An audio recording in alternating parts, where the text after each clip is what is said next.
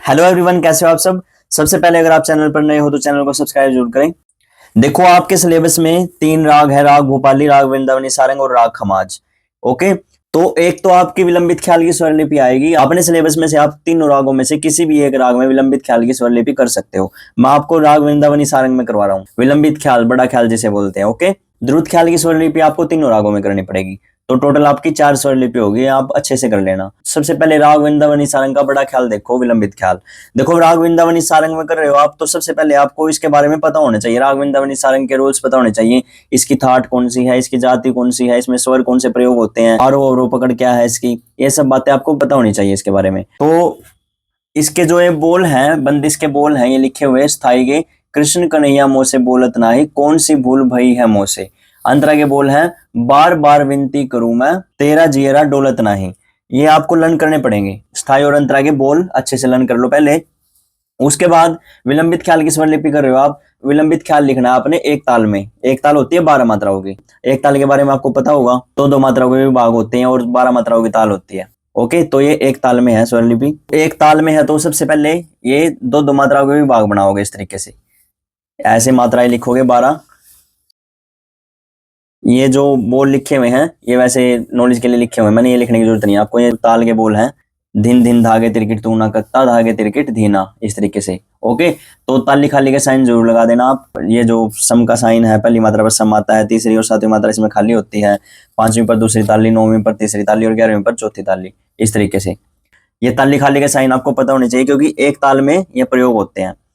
अब इसकी बंदिश उठानी है आपको 11वीं मात्रा से। और विलंबित ख्याल की स्वरलिपि जब आप करोगे तो आपको एक बात याद रखनी है, इसमें एक मात्रा के नीचे 4 स्वर लेने हैं आपने। और राग वृंदावनी सारंग में अगर आप कर रहे हो तो गा और धा भूलकर भी आपको प्रयोग नहीं करना है, क्योंकि गा और धा स्वर वृंदावनी सारंग में वर्जित है। और इसमें रे और पा जो वादी समाधि स्वर हैं, उन पर बार बार फोकस करना है। बार बार स्वर दिखेंगे आपको, रे और पा।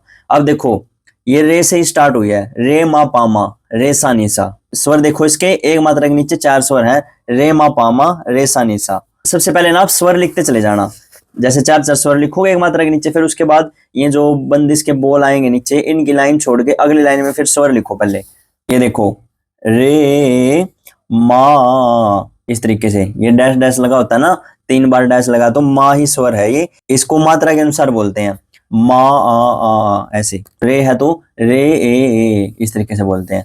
आगे रे सा, रे मा, पा नी पा। अब देखो, अवरोह की तरफ हमने लिया ना, नी पा, ये कोमल नी आएगा यहाँ पर। अगर नी के साथ आप तार सप्तक का सा लोगे तो आएगा शुद्ध नी। अगर नी के साथ पा लोगे, नीचे की तरफ जाओगे अवरोह की तरफ, तो कोमल नी का प्रयोग होगा। आगे रे मा, पा मा, रे नी, रे सा। ये आपके 10वीं मात्रा तक कंप्लीट हो जाएंगे स्वर। आपने स्वर लिख दिए सारे स्थाई के। अब लिखने हैं आपने बंदिश के बोल। बंदिश के बोल लिखने का तरीका वही है, 4 स्वर है तो 4 ही बोल आएंगे। इनको गिन सकते हो आप, कितने हैं ये टोटल।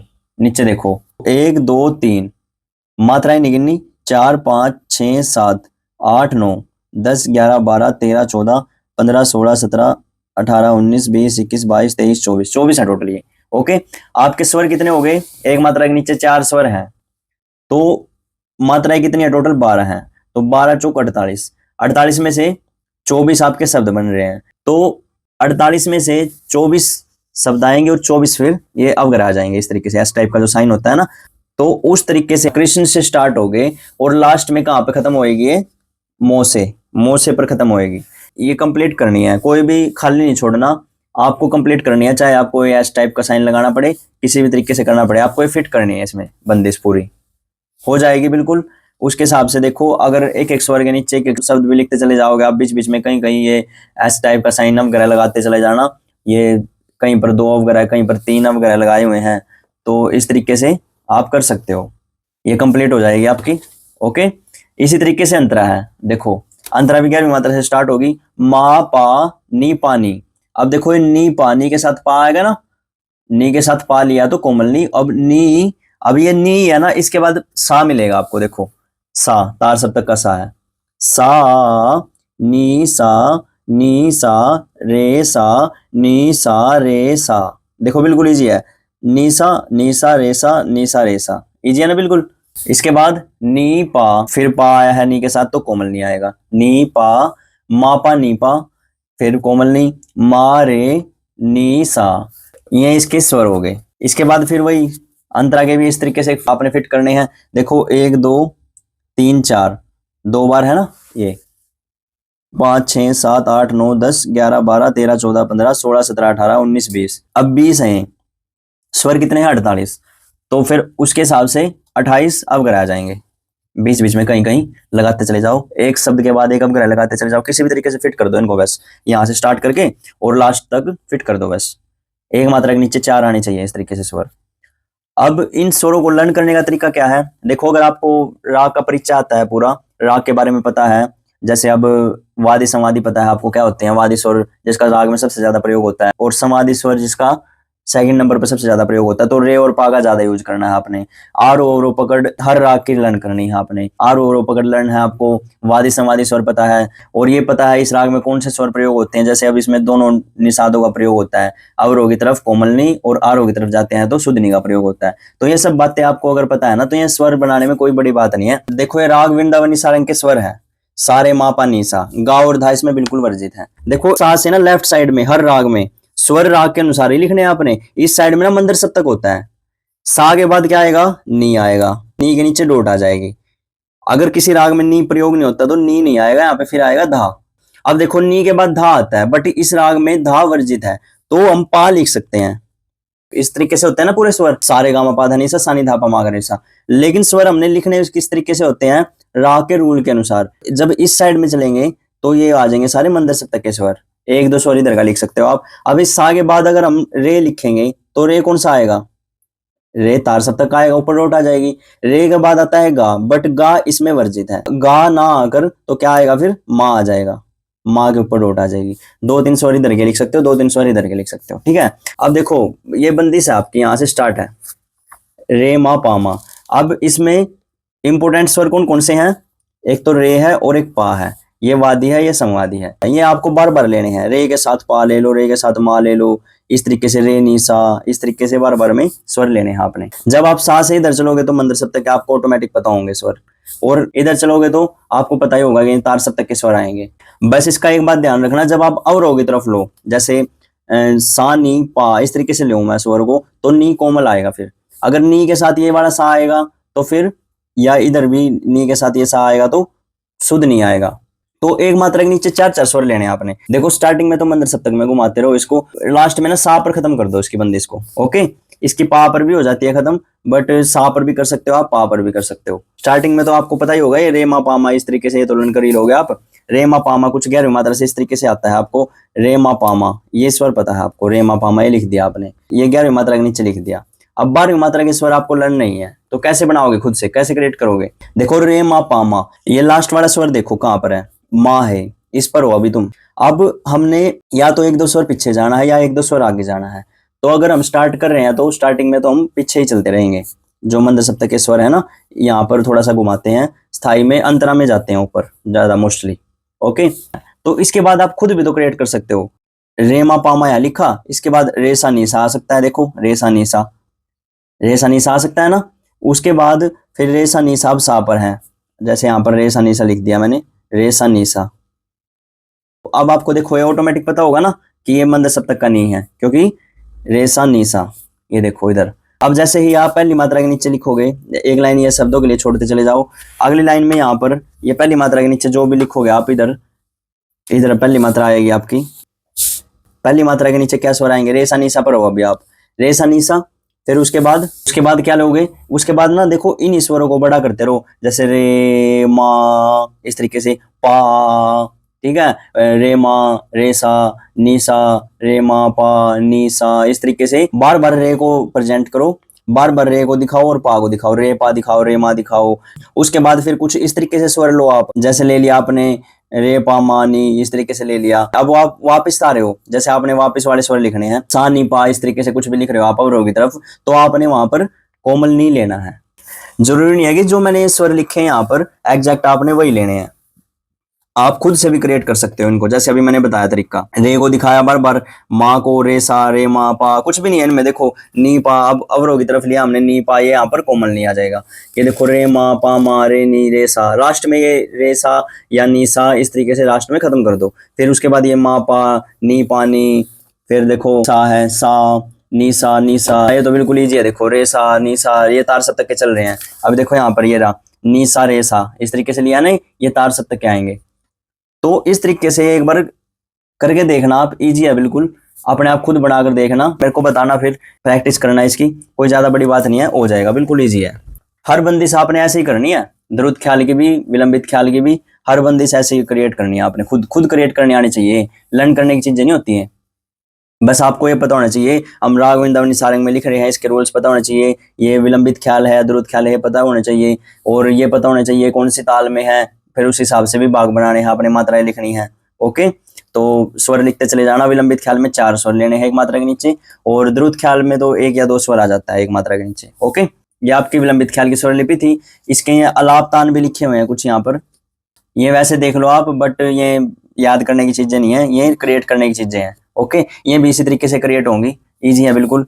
आपको क्या करना है, वही तरीका अपनाना है, वही सेम पैटर्न अपनाना है। अलाप में भी कितने भी मात्रा का अलाप बनाना चाहते हो आप, एक मात्रा के नीचे 4 ही कर लेना, जैसे इस तरीके से रे, ये 4 हो गए ना, ये एक मात्रा बनी है, रे मा, इस तरीके से पा, इस तरीके से कुछ भी ले सकते हो आप, नी सा रे सा, ये जो 4 वो बनेंगे स्वर, तो इस तरीके से आप अलाप ले सकते हो। सेम वही पैटर्न है इसका भी, लास्ट में सा पर खत्म कर दो। तान भी आती है विलंबित ख्याल के साथ बनानी, तान कैसे बनाओगे, तान भी जैसे फर्स्ट तान बनानी है आपको, 8 मात्रा की बनानी है या 16 मात्रा की, जितनी भी मात्रा की बनानी है, तो कैसे बनाओगे, वही पैटर्न अपनाना है। नी से स्टार्ट कर लो या सा से स्टार्ट कर लो या फिर मा पा से कर लो। तो जैसे अब मैं नी से स्टार्ट कर रहा हूँ, जैसे नी सा, देखो एक मात्रा के नीचे ना 2 स्वर लेने अपने तान में, ठीक है। उसके बाद नी सा रे मा, ये देखो इनको देखते देखते बनाते रहो आगे पीछे के स्वर लेके, रे माँ, माँ पर हूं अब मैं, अब माँ के बाद मैं 1-2 स्वर यहाँ जा सकता हूँ, 1-2 स्वर यहाँ जा सकता हूँ, ठीक है। तो माँ के बाद ऊपर जाना चाह रहे हो तो फिर आप ये नी पा ले सकते हो। अगर यहाँ पर नी पा लिया आपने तो ये कोमल नहीं आएगा, नी के साथ पा आता है तो। ओके, नी पा मा पा 2 बार रिपीट भी कर सकते हो, जैसे अब मैंने ये ले लिया ना, नी पा मा पा, रे मा, इस तरीके से 2 बार रिपीट कर सकते हो, 3 बार रिपीट कर सकते हो, कोई गलत नहीं होगा आपका। 1 2 3 4 5 6 हो गए। अब 2 और, रेमा रेसा नीसा, ये देखो ये आपकी तान बन गया 8 मात्रा की। इजी है बिल्कुल, आपके सामने बनाई है मैंने, बताओ इसमें लर्न करने की क्या है, इसको देख देख कर बना दी। रे को पा को बार बार दिखाओ, इसमें ऐसे भी कर सकते हो, बीच में कहीं रे को ऐसे करके और पा को ऐसे कर लो कहीं डैश लगा के एक, इसका मतलब स्वर ही होता है, ये रे ही है, इसका मतलब रे ए ऐसे बोल देते हैं मात्रा के अनुसार, पा आ ऐसे बोल देते हैं। तो ये तान भी क्रिएट करके देखनी है आपने, तान विलंबित ख्याल के साथ भी आएगी आपके और द्रुत ख्याल के साथ भी आएगी तान, तान भी बनानी आनी चाहिए आपको, अलाप भी क्रिएट करना आना चाहिए। तो ये मैंने वृंदावनी सारंग में आपको बड़ा ख्याल विलंबित ख्याल बताया, ये आपको समझ में आ गया होगा।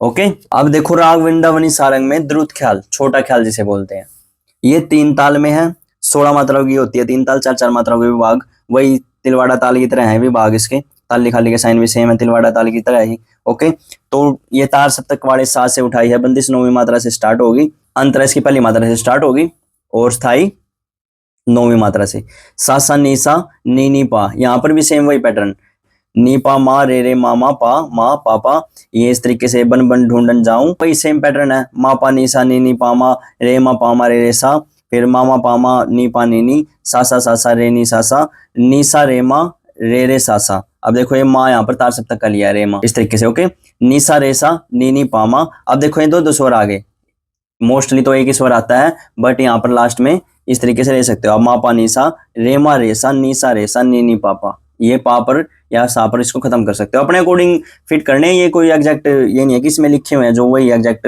करने हैं आपको लर्न, अगर लर्न होते हैं यही तो अच्छी बात है, कर लो, ये भी ठीक है, कोई गलत नहीं है। अगर आपको क्रिएट करने आते हैं तो और अच्छी बात हो जाती है, क्योंकि उसमें आपको लर्न करने की जरूरत नहीं होती, इसमें कंफ्यूजन हो जाएगी आपको। ओके, ये इसके स्थायी अंतरा के बोल अलग से लिखे हुए हैं, बन बन ढूंढन जाऊं कि तहु छिप गए कृष्ण मुरारी, शीश मुकुट और कानन कुंडल, बंसी धर्मन रंग फिरत गिरधारी। ओके, ये अलाप तान भी लिखे हुए हैं यहाँ पर, क्रिएट करने हैं, वैसे तो आपको ये वैसे देख लो नॉलेज के लिए, ठीक है। तो तरीका वही है इनको फिट करने का। अगर राग के स्वर लिख रहे हो ना आप, तो एक दो स्वर आगे पीछे हो जाए तो कोई गलत नहीं होगा, आपका फुल मार्क्स आएंगे, कोई दिक्कत नहीं है। ओके, बस इसमें गा और धा का ध्यान रखना विशेष, कहीं आप गा और धा मत लगा देना इसमें, कहीं गलती से फिर गलत हो जाएगा आपका। तो ये द्रुत ख्याल भी हो जाएगा आपका, इजी है बिल्कुल, वही पैटर्न अपनाना है।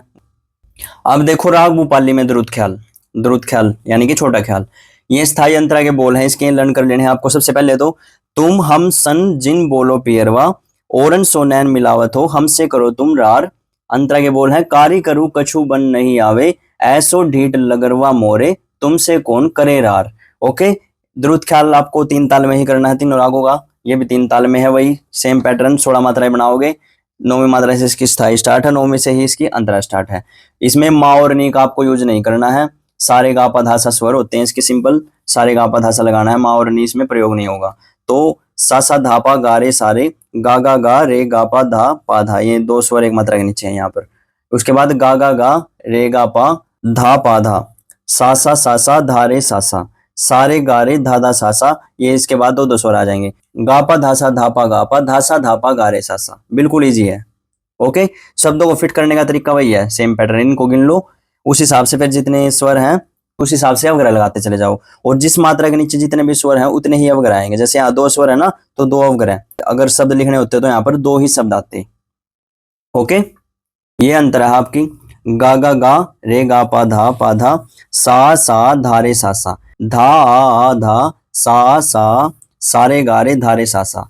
इसके बाद सारे गा रे धा सा, गा पा धा सा धा पा धा पा गा रे सा। ये सेम वही लाइन है जो स्थाई में थी आपकी लास्ट वाली।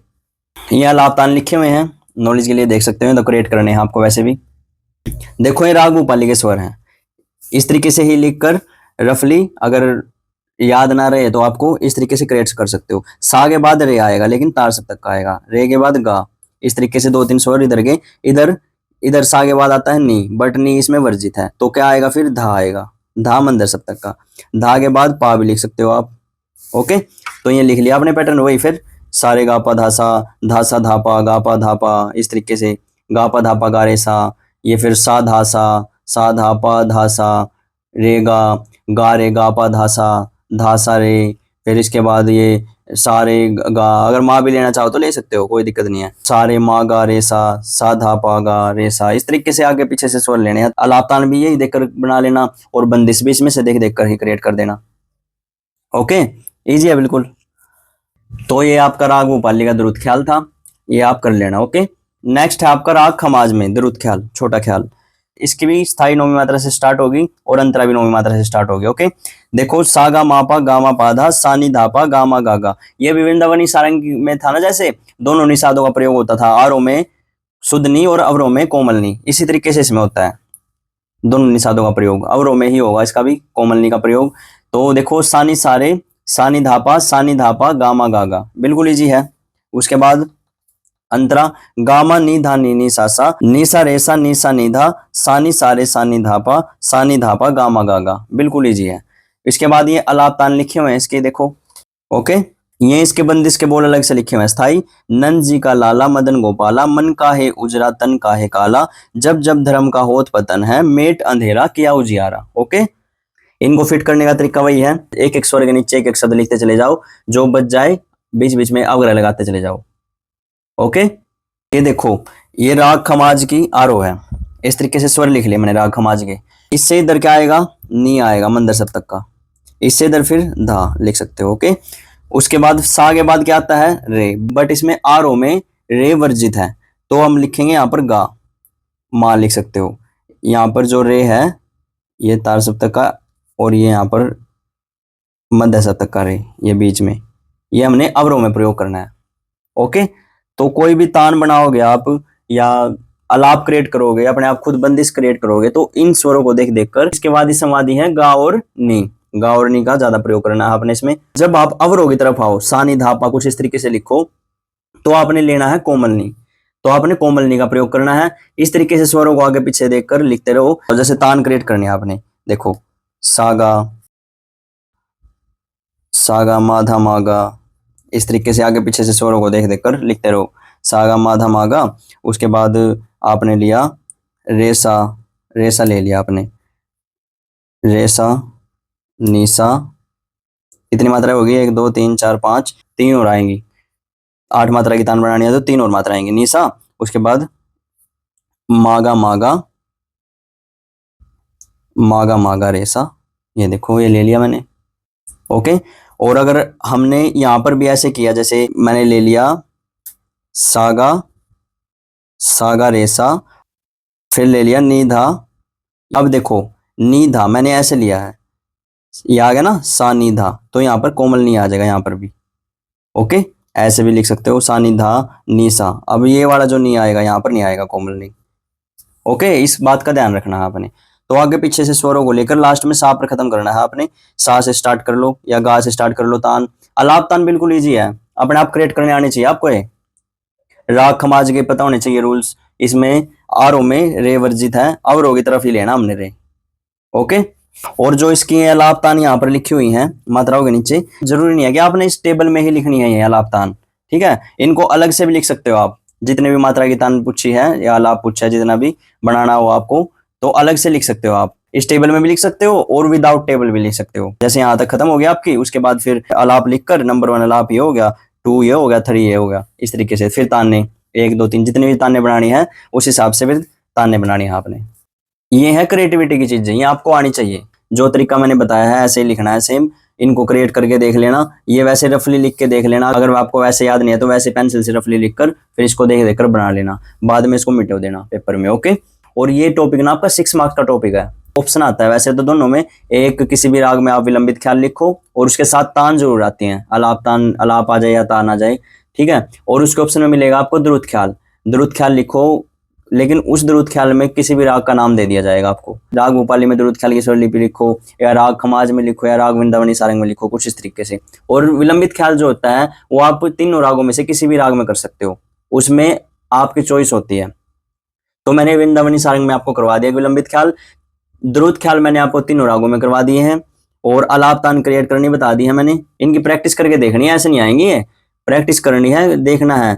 और जो ये तान होती है ना, तान अलग अलग तरह की होती है। तान का टॉपिक जो मैंने फर्स्ट यूनिट में करवाया हुआ है, तान किसे कहते हैं, उसके जो प्रकार होते हैं, स्पाट तान, अलंकारिक तान। तो ये तान आपको अलग अलग तरीके से भी क्रिएट करनी आनी चाहिए।